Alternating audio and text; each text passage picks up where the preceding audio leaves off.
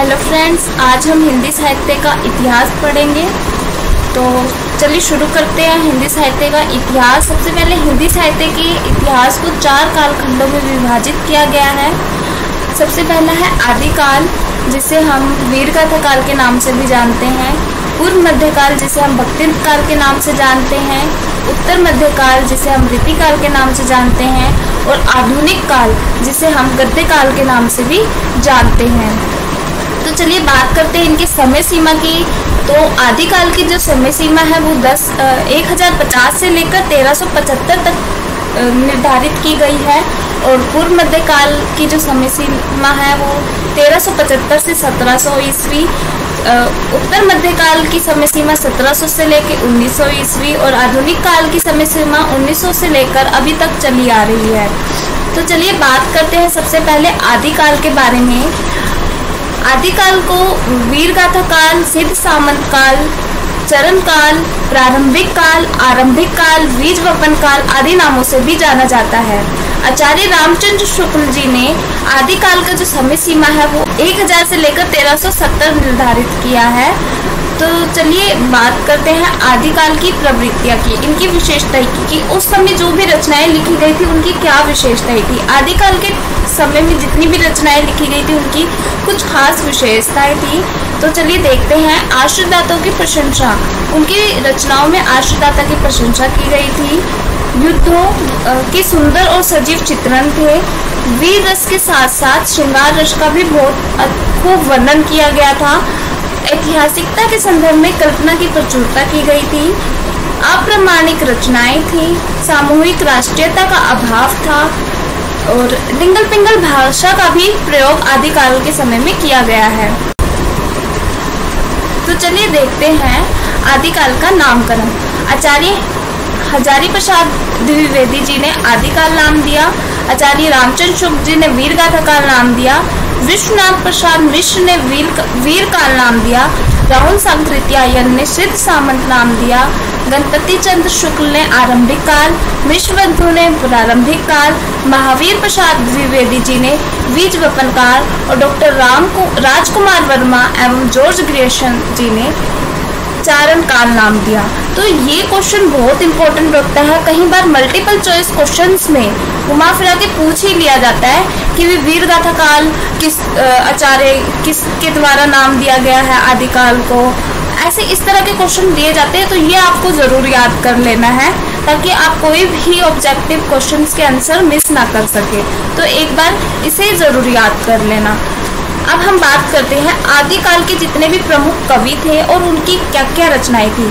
देखिए वैसे तो ये याद होना इतने आसान नहीं होते हैं, लेकिन आपको ये याद करने पड़ेंगे क्योंकि बहुत बार पूछे जाते हैं एग्जाम्स में। तो आपको ये याद करने पड़ेंगे। तो चलिए एक बार नजर डालते हैं जो कवि हैं। पहले हम कवि और रचनाएं साथ साथ पढ़ेंगे, ठीक है। दलपति विजय की जो रचना थी वो थी खुमान रासो। चंद्र बरदाई जी की थी पृथ्वीराज रासो। नरपति नान्हा की थी विसल देव रासो। जगनीक जी की थी परमल रासो। सार्कधर जी की थी हमीर रासो। नन्हा सिंह भाट जी की थी विजयपाल रासो। विद्यापति जी की थी कीर्तिकला, कीर्ति पताका पदावली, लिखनावली। सरहप्पा जी की थी दोहकोश। स्वयंभू जी की थी प्यूमचर्यू। केदार जी की थी जयचंद्र प्रकाश। अब्दुल रहमान जी की थी संदेश रासक। विजय सेन सूर्य जी की थी रेवंत गिरिरास।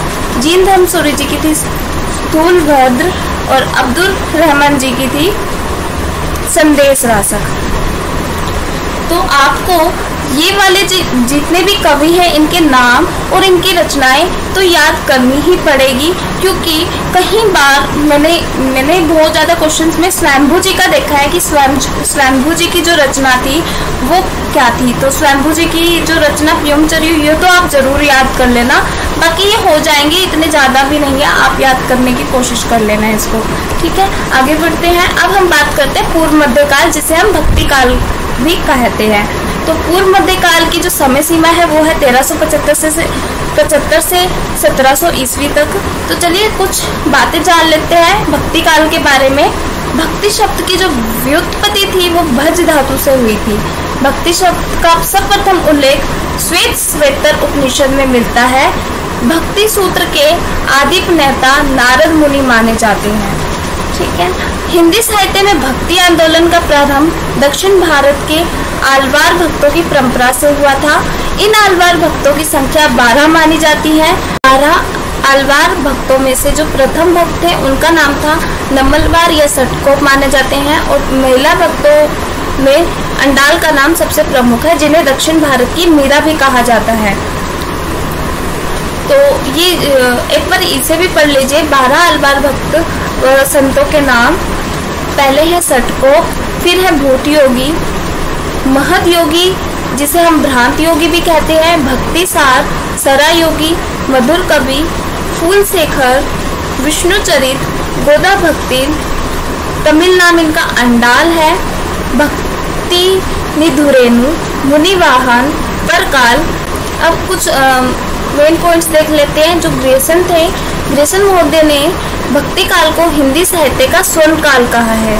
ये चीजें आपको याद करनी है कि भी हिंदी साहित्य का स्वर्ण काल किसने कहा है, तो ग्रेसन, ये आपको याद होना चाहिए।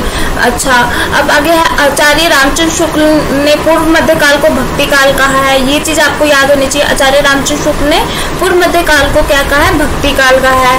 आचार्य रामचंद्र शुक्ल ने भक्ति काल को स्वर्ण युग भी कहा है। अच्छा, अब हम बात करते हैं भक्ति काल के बारे में। तो भक्ति काल को ना मेन तो दो भागों में बांटा जाता है। भक्ति काल को 2 भागों में बांटा जाता है। यहाँ टाइपिंग मिस्टेक होती है, सरगुण काव्य धारा और निर्गुण काव्य धारा। ये देखिए यहाँ पर भक्ति काल को 2 भागों में बांटा गया है, सरगुण काव्य धारा और निर्गुण काव्य धारा।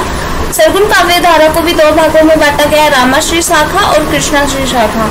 और निर्गुण काव्य धारा को ज्ञानाश्री शाखा जिसे संत काव्य कहा जाता है, और प्रेमाश्री शाखा जिसे सूफी काव्य कहा जाता है। तो आज के वीडियो में बस इतना ही है। अब हम आगे जो नेक्स्ट वीडियो होगा उसमें हम डिटेल में भक्ति काल के बारे में पढ़ेंगे। तो वीडियो अच्छा लगे लाइक से सब्सक्राइब जरूर करना। धन्यवाद।